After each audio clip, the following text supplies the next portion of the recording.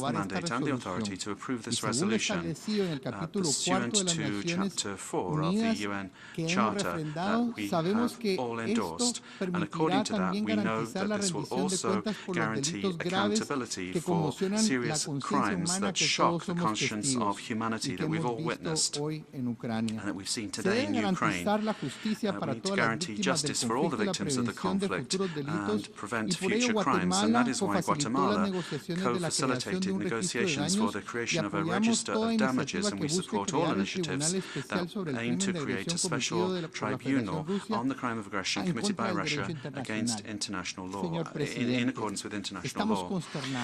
Mr. President, we are appalled at the terrible humanitarian consequences and human rights consequences caused by the hostilities against Ukraine, and we will continue to raise our voice until all unjustified attacks stop, because the devastating consequences for the civilian population cannot be tolerated.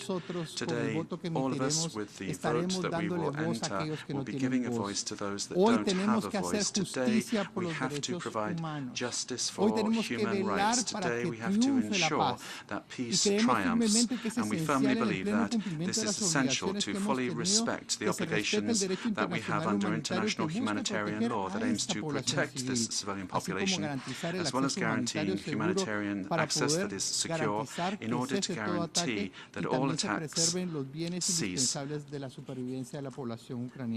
that the indispensable needs of the population are preserved for their survival. We must put an end to this aggression and find a peaceful outcome, and for all those reasons, I would respectfully ask all member states to vote against the amendments presented by Belarus and vote in favor of the draft resolution. A fin de enviar un mensaje claro por parte de esta Asamblea y preservar la paz, la justicia en favor de Ucrania. Muchísimas gracias.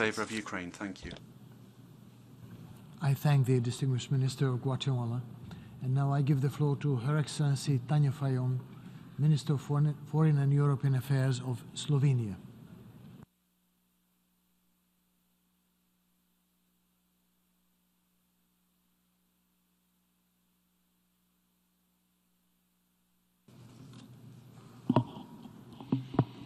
President of the General Assembly, Secretary General, Excellencies, ladies and gentlemen. In 1945, the United Nations were created to save succeeding generations from the scourge of war. The UN Charter reflected our collective vow to refrain from the use of armed force against the territorial integrity or political independence of any state. Aggression, violation of territorial integrity, and illegal annexation of sovereign territories should have no place in the world order of the 21st century. Yet the principles enshrined in the UN Charter are being blatantly violated, and all those who hoped for a peaceful, just, and prosperous world almost 8 decades ago would have been deeply disappointed. Ladies and gentlemen, a year ago, Ukraine, a sovereign country, was attacked by its neighbor, the Russian Federation. Sadly, despite the wide international condemnation and calls for the immediate withdrawal, the war still continues, along with its devastating consequences, especially for the civilian population. I commend the bravery and courage of the Ukrainian people. Slovenia knows from its own historical experience what it means to fight for your land. We know what is at stake when somebody uses force to deny your independence and sovereignty. And although we Slovenians are deeply concerned about the wider security, political and economic consequences of the Russian aggression, we also remain committed to assisting Ukraine and its people. We stand in solidarity with the women, men, and children whose lives have been changed forever by this unjustified war. We are deeply concerned about growing numbers of civilian casualties and the gruesome testimonies of sexual and gender-based violence used as a weapon of war. Especially heartbreaking are the accounts from children. Millions are displaced, many of them at risk of human trafficking, exploitation, conflict-related sexual violence, and forced deportations. They are deeply traumatized by the war and the violence. Their childhood is over forever.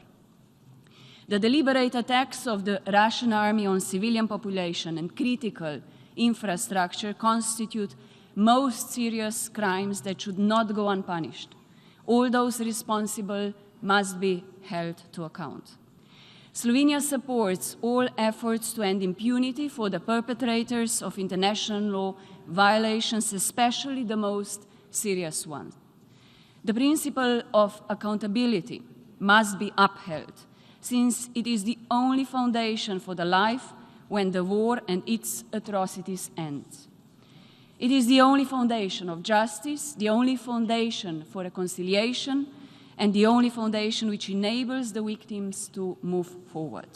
Excellencies, our strong support goes to the efforts by the UN Secretary General, as well as the member states that promote a comprehensive, just, and lasting peace in Ukraine. We need to redouble our diplomatic efforts to de-escalate the current situation and end the fighting through political dialogue, negotiation, and other peaceful means. All peace efforts which take into account who is the aggressor and who is its victim deserve our support. Slovenia would like to stress that international law, peaceful settlement of disputes, and the respect for the decisions of international tribunals, as well as their full implementation, are the building blocks of a world that is peaceful, stable, and prosperous. Mr. President, this war reminds us all just how globally connected and interdependent we are. Its consequences are felt all over the world. And I would like to state this very clearly. These are not consequences of our support for Ukraine, no consequences of our reaction to the illegal aggression. These are the consequences of the aggression itself. They are the sole and full responsibility of the aggressor. With a staggering rise in food and energy prices and the looming inflation, millions of people are faced with severe challenges. Disruptions to food supply chains, energy and finance systems around the globe affect us all. But the least developed and low-income countries suffer the most. And we all must do better. I would like to reassure our friends and partners worldwide that reacting to the Russian aggression on Ukraine does not mean that the other conflicts, crises, or challenges are forgotten. Our humanitarian response to other situations of need is not being diminished. Our solidarity and responsibility remain firm. We applaud Ukraine for launching the initiative Grain from Ukraine. Despite the war, Ukraine extended its hand across the sea to the people in need and those facing food insecurity. To facilitate the grain export, Slovenia has joined efforts to help and support this important initiative with its own contribution. Ladies and gentlemen, let me conclude by saying it once more.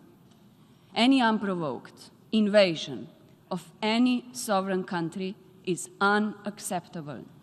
Violations of the international legal order that we have worked so hard to build cannot and must not become our new normal.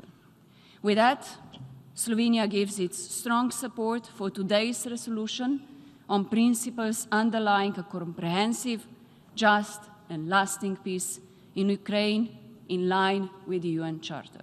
Thank you. I thank the distinguished Minister of Slovenia. Now I give the floor to His Excellency Urmas Reinsalu, Minister of Foreign Affairs of Estonia.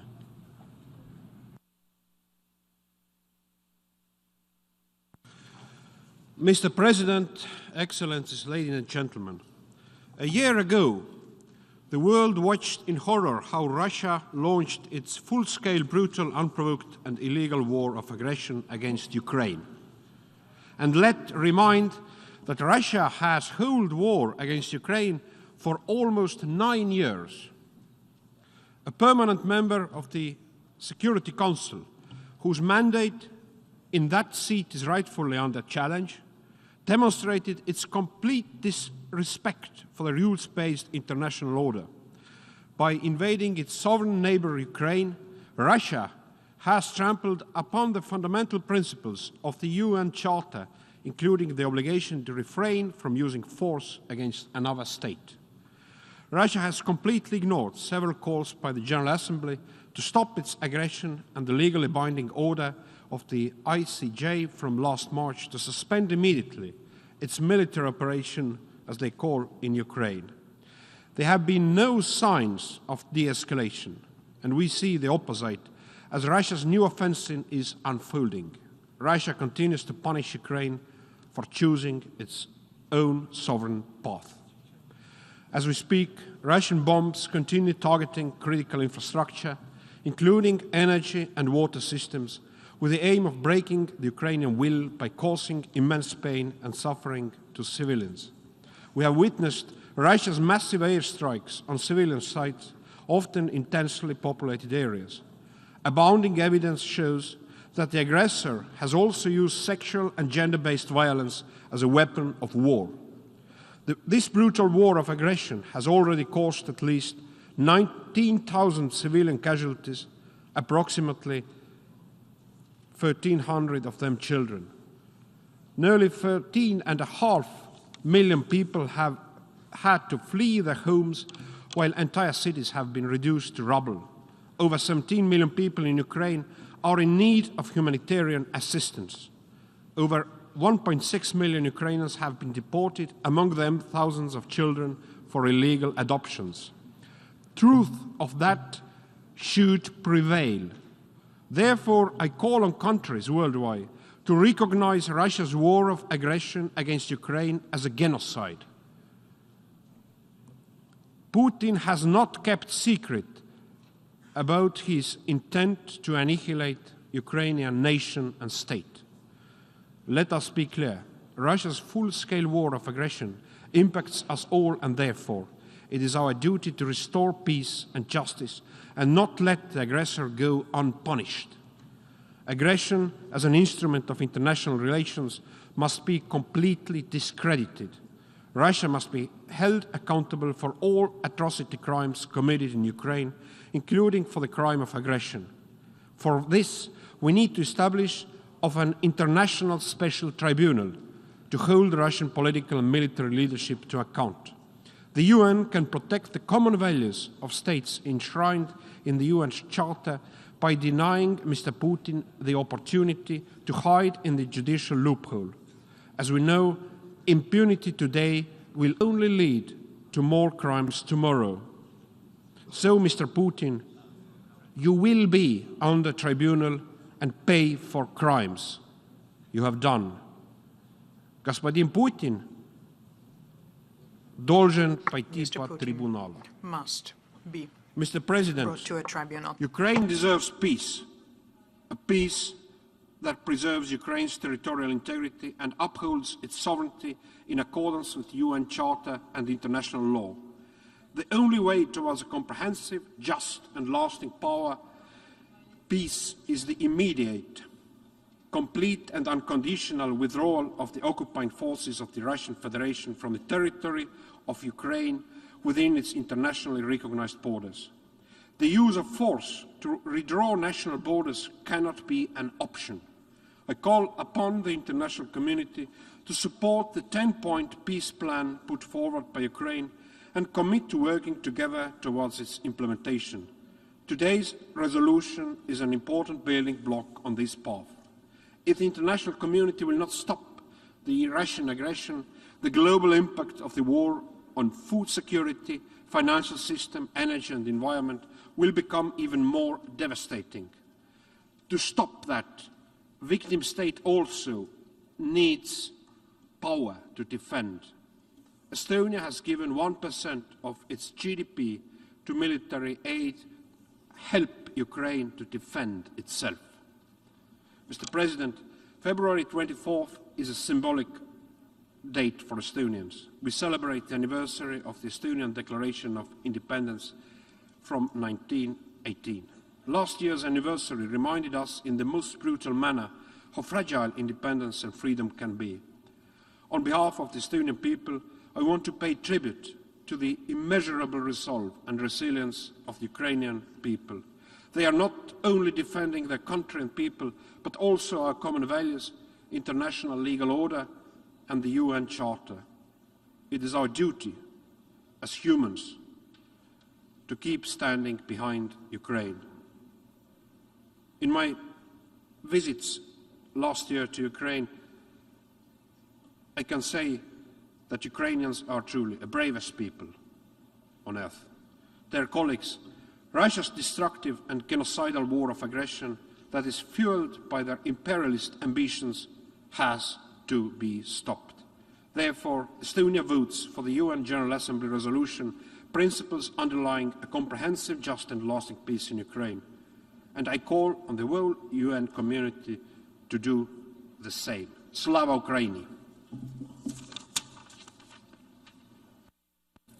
I thank the Minister for Foreign Affairs of Estonia, and I now give the floor to His Excellency Ilya Darchashvili, Minister for Foreign Affairs of Georgia.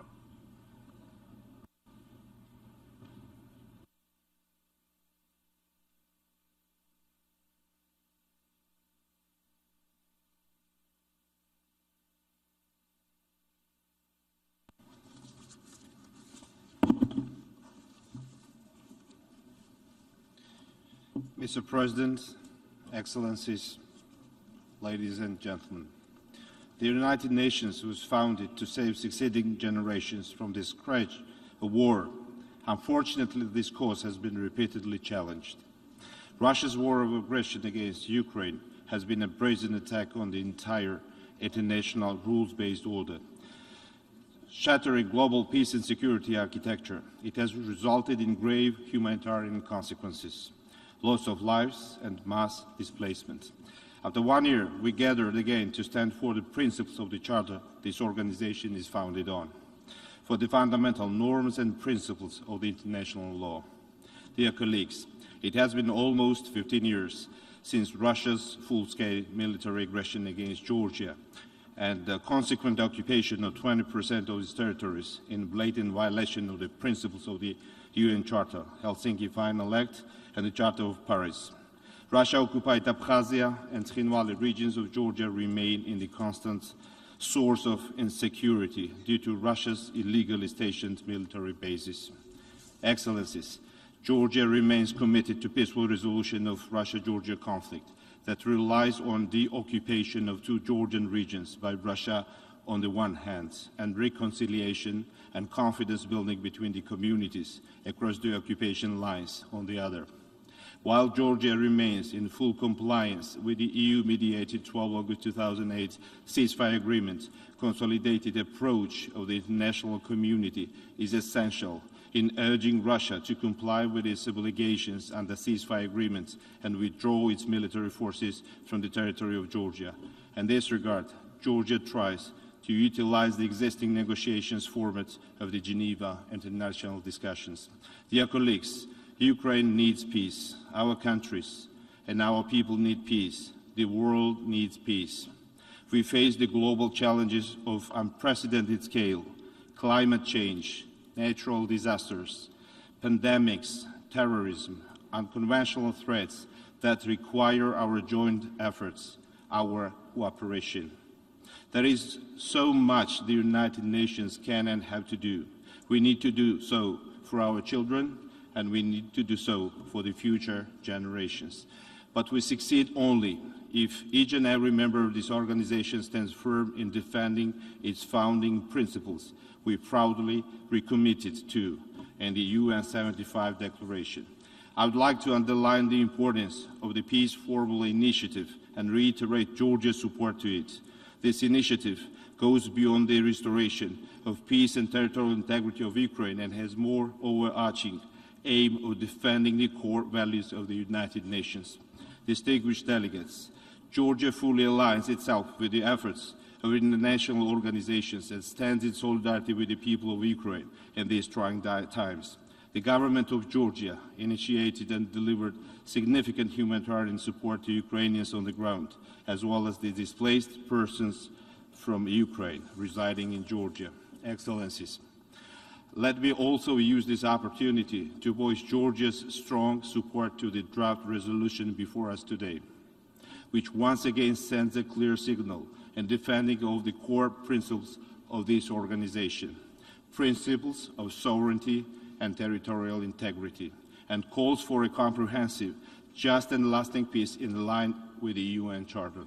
I would like to conclude by once again reiterating our strong and unwavering support to Ukraine's territorial integrity and sovereignty within its internationally recognized borders. I thank you. I thank the Minister for Foreign Affairs of Georgia. I now give the floor to His Excellency Ian Borg, Minister for Foreign Affairs and European Affairs and Trade of Malta.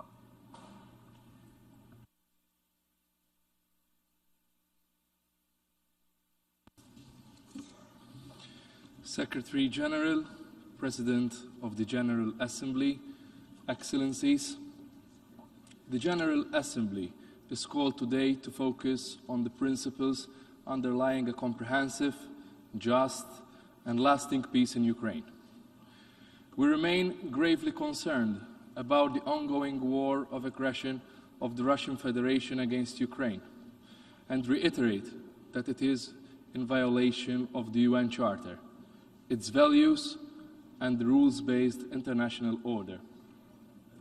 The international community is continuously horrified by the daily reports, including by the UN Independent International Commission of Inquiry on Ukraine, of attacks against civilians and civilian infrastructure, including homes, hospitals, and schools, violence, including sexual and gender-based violence against women and children, and the use of torture.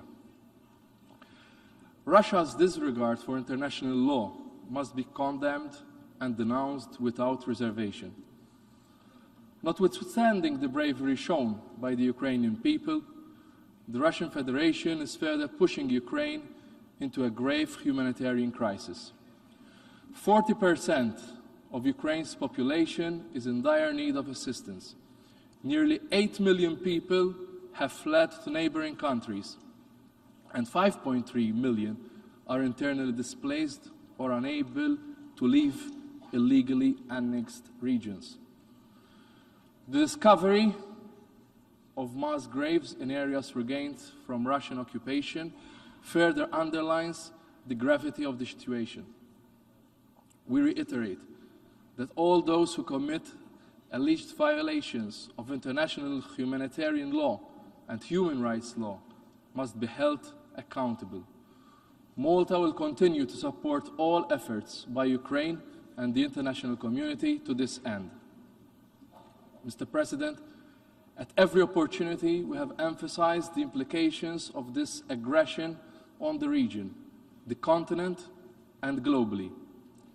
We have put the spotlight on the humanitarian catastrophe that the Ukrainian people are forced to endure, and the sufferings that the war has brought to people around the world.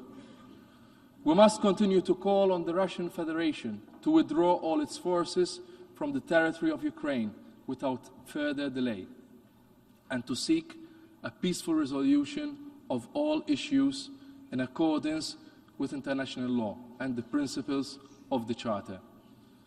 Mr. President, Malta reiterates that halting this war of aggression against Ukraine at once is the only way forward. There's no other way.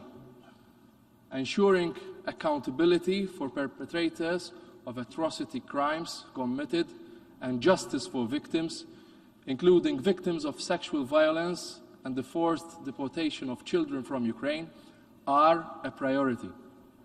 We also reiterate our support to the Resolution 11/5 on the furtherance of remedy and reparation for aggression against Ukraine.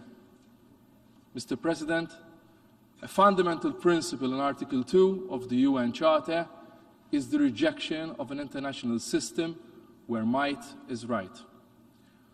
All United Nations member states today must stop, think, and ponder on the gravity of the current situation And what might be the result if they don't speak out and reaffirm by their vote the importance of safeguarding a rules-based international order and the principles of the Charter?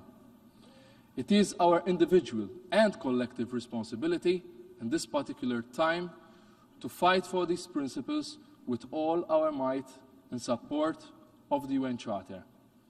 And Malta therefore urges all member states to support the draft resolution being presented before the General Assembly.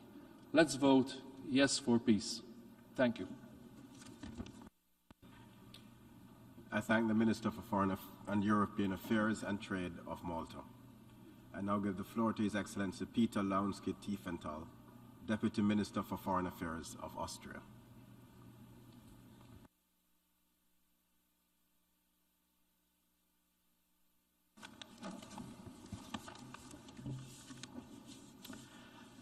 Mr. President, Excellencies, distinguished delegates, we gather here today to mark a somber anniversary. Almost 1 year has passed since Russia launched an unprovoked and unjustifiable war of aggression against its neighbor, Ukraine. 1 year of human suffering, 1 year of missiles and drones raining down on Ukrainian civilians. I witnessed the destruction and horrors of this war myself upon my visit to Ukraine late last year. Everyone who has visited Ukraine in the last 12 months cannot return without having been deeply touched on a human level, and so have I.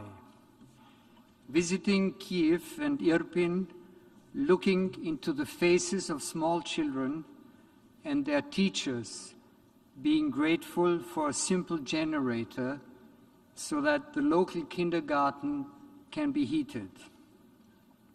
Or meeting citizens standing in front of their destroyed houses, being grateful for basic equipment such as power banks so that they can stay in touch with their loved ones.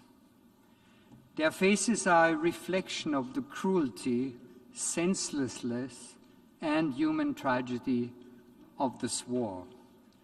We are impressed by the tremendous courage and perseverance Ukrainians are demonstrating to us. Their destiny is our obligation. We said it 1 year ago and we repeat it today. An attack against one member of this organization is an attack on all of us. That is what the UN Charter and our system of collective security implies. Austria relies on the respect and implementation of international law, treaties and customs for its security. That is exactly why we cannot stand on the sidelines while the basic principles of our legal and security order are under threat. We are never politically neutral, and we will never remain silent when the sovereignty, territorial integrity, and independence of a state is attacked. In the past year, we've seen an overwhelming support at the General Assembly to call on Russia to stop this war, to stop the suffering of Ukraine's population, to stop the nuclear threats, and to stop the blatant breaches of the UN Charter, including the illegal attempt to annex whole regions of Ukraine. We are encouraged by this overwhelming show of solidarity with Ukraine in the face of a brutal armed attack, and by the overwhelming support for international law and for the UN Charter. We also expressed grave concerns about the global consequences of this war. about the impact on food security, the rise in energy prices, the mass displacement of persons. It is crucial to alleviate the global consequences of this war. We commend the Secretary General for his leadership and the efforts of the government of Turkey in facilitating the Black Sea Grain Initiative as well as the Grain from Ukraine initiative. Austria fully supports its continued renewal as well as its full unhindered implementation. And we've listened to concerns and understand that we must not lose sight of other crises, which is why Austria is continuing its strong and persistent financial support to humanitarian efforts around the world. Austria stands in full solidarity with Ukraine, the Ukrainian government, and the Ukrainian people. Austria has bilaterally provided 124 million euros in humanitarian assistance with focus on winterization, energy support, and basic needs, and so much more has already been done. In the past year, we've seen millions of lives uprooted and millions of people fleeing their home to seek shelter. We would like to express our sincere gratitude for the outstanding support of the international community for the Ukrainian people and for the support of civil society, not only in Austria, but in all of its neighboring countries. We must also be clear that there is no peace without justice and without accountability. Ukrainian cities such as Bucha and Mariupol have become synonymous for unspeakable human suffering. Atrocities committed against the civilian population, rape, torture, extrajudicial killings, all of these crimes must be investigated and perpetrators held to account. We fully support all efforts to do so, including by the International Criminal Court and the UN Commission of Inquiry based in Vienna. One aspect that Austria condemns in the strongest possible terms are the repeated, implicit, but unmistakable threats made by Russia on the use of nuclear weapons. Nuclear risks are higher than they have been in decades, and their potentially devastating and global humanitarian and environmental consequences are a direct security threat to the entire international community. We welcome efforts by the international community to work together, foremost through the IAEA, to secure the nuclear energy facilities that have become targets in this war. We welcome proposals by its Director General, Rafael Grossi, to this effect, and are grateful for the tireless work of the IAEA teams present on the ground in all nuclear power plants in Ukraine. All this underscores the utmost urgency of progress on nuclear disarmament and of moving away from the nuclear deterrence paradigm, which is fraught with immense risks and uncertainties at the expense of the common security of all humanity. The international community must come together to ensure that the taboo against any use of nuclear weapons is not broken and that any threat or use remains inadmissible. Excellencies, distinguished delegates, Ukraine, like every independent state and member of the United Nations, is entitled to the stability and security of a comprehensive, just, and lasting peace, a peace based on international law and on the UN Charter. We call on Russia once again to stop this war, withdraw its troops from the whole territory of Ukraine, and end the bloodshed. The United Nations and other multilateral organizations, such as the Organization for Security and Cooperation in Europe in Vienna, are indispensable fora for dialogue and peace in which member states which can resolve disputes through dialogue is possible. We must strengthen and preserve these organizations and enable them to fulfill their role. The resolution that will be adopted tomorrow in this GA Hall aims at an end to aggression against the sovereign nation, an end to the global consequences of this war, a comprehensive, just and lasting peace based on the principles of the UN Charter.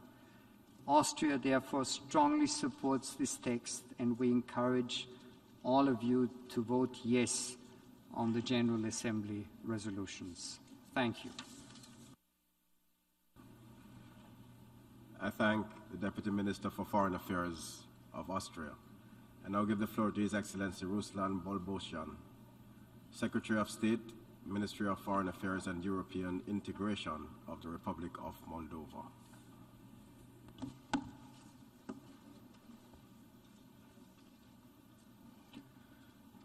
Mr. President, distinguished representatives, it's deeply regrettable that the large-scale and illegal invasion of the Russian Federation against Ukraine has already been going on for a year. In view of this, it is more than critical that we strongly support the resumption of the special emergency session of the UN General Assembly to discuss and make decisions on the principles underlying the achievement of comprehensive, just, and lasting peace in Ukraine. Distinguished delegates, 12 months of unprovoked and unjust war of aggression have killed thousands of innocent people and pushed millions of Ukrainians to flee their homes. 12 months of the blatant violation of the UN Charter and the principles of the international law by one of the permanent members of the UN Security Council, whose primary responsibility is to maintain peace and security worldwide. Russia's illegal and unprovoked attack continues direct threats to the sovereignty and independence of Ukraine, has destabilized European security and undermined global stability. We express our utmost admiration to all Ukrainians for their courage, resilience, and inner power to pursue this fight for survival, justice, and freedom. The Republic of Moldova expresses its compassion with the families of the victims and stands in solidarity with the people of Ukraine in these tough times. The Republic of Moldova has firmly demonstrated its commitment and engagement in ensuring protection for those seeking refuge in our country. We continue to offer support and shelter to Ukrainian people who fled the war. Approximately 700,000 Ukrainian refugees have entered the territory of the Republic of Moldova since the beginning of the war in Ukraine, and other 80,000 remain to date in the country, almost half of them being children. All of them need a special protection. In this vein, the government of the Republic of Moldova recently adopted the decision to introduce from 1st of March the temporary protection mechanism for the Ukrainian refugees, thus contributing to a more efficient management of the migration flows, legalization, and access to fundamental rights. We will also continue to provide humanitarian support to Ukraine and facilitate transit of goods through the solidarity lanes, which are key to ensuring food security and the global level. Moldova has also felt the security consequences of the war in Ukraine. At least 4 missiles targeting Ukraine crossed our airspace, and several incidents of missiles debris landing on our territory have happened. My country is also exposed to hybrid threats and various means of pressure. We are committed to further countering this risk in a systemic, legal, and peaceful manner. Mr. President, it is our moral duty as an international community to continue supporting Ukraine. Ukraine is fighting today to keep all of us safe, to keep Europe safe. This war should not continue endlessly. We stress the need to ensure the accountability for the atrocities, killing of civilians, and damaging the public infrastructure through timely, fair, and independent investigations, both at the national and international level. This is of tremendous importance not only for ensuring justice for all victims of this war, but also for preventing future crimes. Mr. President, Ukraine and the entire international community needs a way out of this war, which triggered multiple crises. We believe that the peace formula proposed by President Zelensky is a comprehensive package and has all necessary ingredients to achieve a lasting peace and prevent another war. We also consider that the United Nations needs to play a role in reaching and securing peace. In this regard, the Republic of Moldova has co-sponsored the draft of resolution UN Charter principles underlying a comprehensive, just and lasting peace in Ukraine, which we hope will garner the support of this August Assembly. In conclusion, we reiterate our call for Russian Federation to immediately stop its war of aggression against Ukraine, withdraw all its forces and military equipment from the Ukrainian territory, and respect Ukrainians' sovereignty, independence, and territorial integrity within its internationally recognized borders. Thank you. I thank the Secretary of State of the Republic of Moldova. I now give the floor to His Excellency Bernardo Ivo Cruz, Vice Minister for Foreign Affairs of Portugal.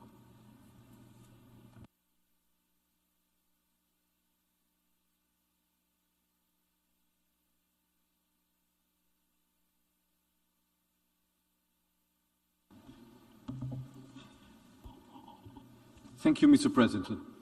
We align our statement with the one delivered by the European Union and would like to add the following points in our national capacity. This week we mark 1 year since the Russian leadership decided to invade Ukraine and to wage war against a sovereign country, a decision taken and implemented, let us not forget, while the Security Council was in session discussing ways to prevent it. Since then, we are counting 365 days of unprovoked and unjustifiable aggression, which grossly violates the international law and, in particular, the Charter of the United Nations. We condemn Russia in the strongest terms for this war and for the irresponsible nuclear rhetoric. The loss of life and human suffering caused by this war cannot let us indifferent. The humanitarian situation is dramatic, having triggered the worst refugee crisis in Europe since World War II. The figures are staggering. Thousands have died and millions left the country or became internally displaced. The strategy of relentlessly attacking critical infrastructures with a tremendous impact on civilian populations is particularly reprehensible. Portugal supports the sovereignty, independence, unity and territorial integrity of the Ukraine. We will continue to provide assistance to its government and people, both bilaterally and in the framework of the European Union and of the United Nations, as long as it takes. Portugal is fast approaching the 6,000 requests for temporary protection on our humanitarian aid continues to grow. We are also engaged in the reconstruction of schools, namely in the Zaporizhzhia region. Mr. President, beyond Ukraine, the consequences of the war are felt more severely by the most vulnerable population, suffering from a combination of impacts of food, fuel, and financial crisis. This emergency special session presents an occasion to highlight the important role of the United Nations that has been played in mitigating the global consequences of the war. 600 million people worldwide live in food insecurity, a figure that tends to get worse. The Black Sea Grain Initiative has so far allowed the shipment of more than 21 million tons of grain reaching regions where it's most needed. This is a remarkable achievement by the UN, also due to the personal commitment of Secretary General Guterres. We all hope that all parties will acknowledge the crucial importance of this initiative, ensuring its continuity. Many agencies, funds and programs in the UN system are doing everything within their capacity to address the global consequences of the war. Let me just mention a few of them. The International Organization for Migrants, dealing with an unparalleled refugee crisis in a remarkable way. The International Atomic Energy Agency, because this war has sadly revived the dread of a nuclear disaster. The UNICEF, which has sought to minimize the impact of war in 7.5 million Ukrainian children. The Human Rights Council, whose establishing of an independent international commission of inquiry on the Ukraine is of paramount importance. The World Food Programme and the Office of the Coordination of Humanitarian Affairs are among many of those working that have made a really difference so far. Mr. President, since the beginning of the war, this General Assembly has approved several resolutions with the support of a significant majority of its members. We must remain united, convening our condemnation of this war, convening that the achievements of comprehensive, just and lasting peace would indeed constitute a significant and necessary, I would add, contribution to the strength of international peace and security, as mentioned in the draft resolution before us. We gather here today to protect the multilateral system and to uphold our respect for international law, for human rights, and the peaceful resolution of disputes between states. Furthermore, Portugal is fully committed to ensure accountability and will continue to support initiatives aiming at preventing violations, fighting impunity, and providing reparations for the Ukraine. Portugal supports all meaningful efforts to bring an end to this war of aggression. The path for peace is for the Russian Federation to act in accordance to the UN Charter and respect the sovereignty of the Ukraine, withdrawing from its entirely territory. We believe that the draft resolution before us is an important step in that direction, and we encourage all member states to support it. Thank you very much. I thank the Vice Minister for Foreign Affairs of Portugal. I now give the floor to His Excellency Martin Eyjolfsson, Permanent Secretary of State, Ministry of Foreign Affairs of Iceland.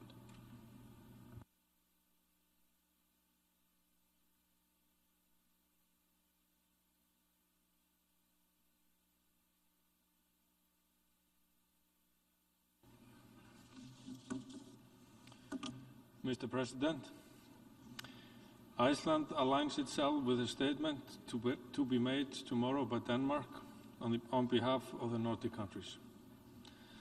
This is a sad moment. The General Assembly of the United Nations convenes in an emergency session to mark that a year has passed since Russia launched its unprovoked and unjustifiable full-scale invasion of Ukraine. Russia, a permanent member of the Security Council, has with this horrendous act of aggression assaulted not only Ukraine, but our common institutions, our common values, and our basic human rights. Rights enshrined in the very United Nations Charter and the Universal Declaration of Human Rights.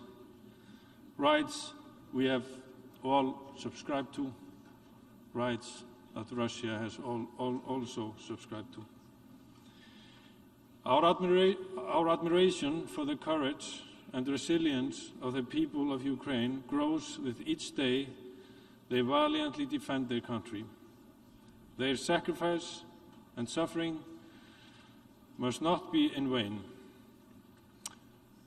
The Foreign Minister of Estonia, Urmas Reinsalu, said here a while ago that the Ukrainian people were the bravest people of the world.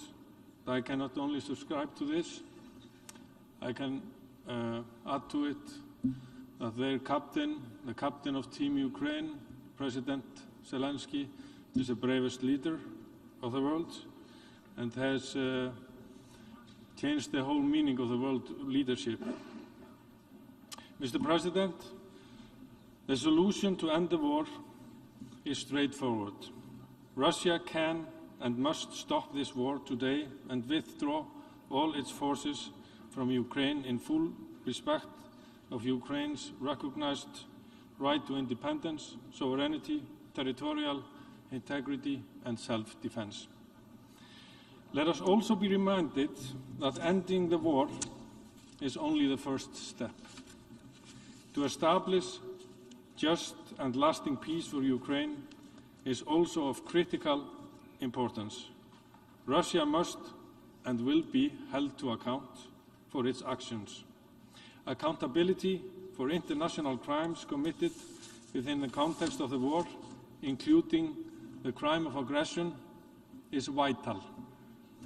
It's vital to ensure justice and reparations. There can be no impunity. Accountability is indeed the only way to ensure a lasting peace. Mr. President, the warfare conducted by Russia against a member state is an act of aggression that affects all of us. Humanitarian concerns, food security, economic development, all these important issues that weigh so much on our agenda are hit by this senseless war. To sit idle on the fence or even support the aggressor is beyond comprehension. It is our collective responsibility to end this war, defend Ukraine, and stand up for the values and principles that underpin the UN Charter and the work of this organization. That we, the peoples, owe to the people of Ukraine and all other innocent victims presently facing the scourge of armed conflict all over the world.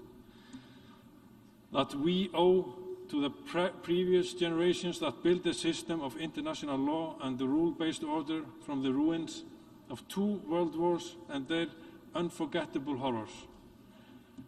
And that we owe to our children, the generations that will follow. Mr. President, Iceland remains unwavering in its support and solidarity with Ukraine. We are committed to play our part, including in our role as the chair of the Council of Europe, and we are a proud co-sponsor of the draft resolution on just and lasting peace in Ukraine. I call on all member states to support the draft resolution and vote against the Belarus amendment. Of course, I thank you, Mr. President. I thank the distinguished permanent Secretary of State of Iceland. And now I give the floor to Her Excellency Georgina Guyen, Foreign Policy Director of the Minister of Foreign Affairs of Costa Rica.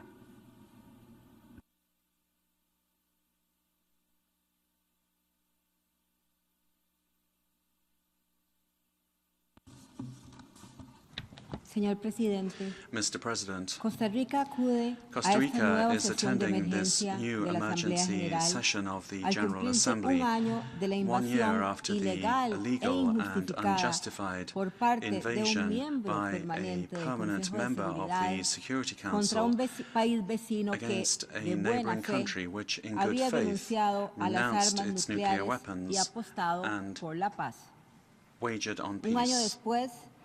1 year afterwards, the guiding principles of the United Nations Charter continue to be violated. Our collective security system is being undermined, and we see with dismay the consequences of renewed polarization. All of this coming at a time when what we need to do is build alliances in order to address the very serious global challenges that, as humanity, we all face. Throughout this year, there's been documentation of various serious violations of international law on the part of the Russian forces and their representatives in the occupied territories in Ukraine, including, apart from the crime of aggression, apparent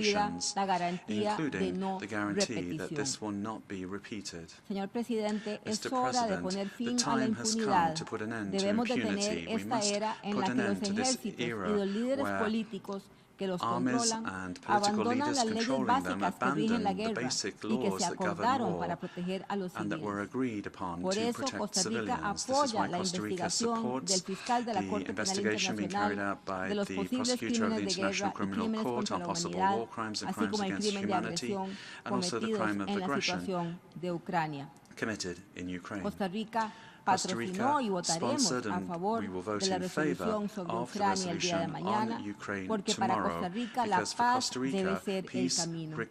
is La the paz path. exige This reorientar nuestras requires us to prioridades reorder y our sobre priorities and todo above all renovar nuestro to compromiso renew solemne our de no solemn dejar a nadie commitment to atrás leave no y one de behind nunca más. and to ensure Never that again. this is nunca We've más, said never it too many again. times. Now it's time to deliver. La paz exige Peace un sistema requires multilateral a robusto, robust multilateral así como system, mayor as cooperación well as y greater solidaridad cooperation and internacional. international solidarity. La paz se construye en las Peace mesas is de built at negociación y negotiating no en los tables campos and de not batalla. on the battlefields. Es hora de darle The time has una come verdadera to oportunidad give a a la genuine paz. Muchas opportunity gracias. to peace. Thank you very much. I thank the distinguished Foreign Policy Director of Costa Rica. And now I give the floor to the distinguished representative of Oman, speaking on behalf of the Gulf Cooperation Council.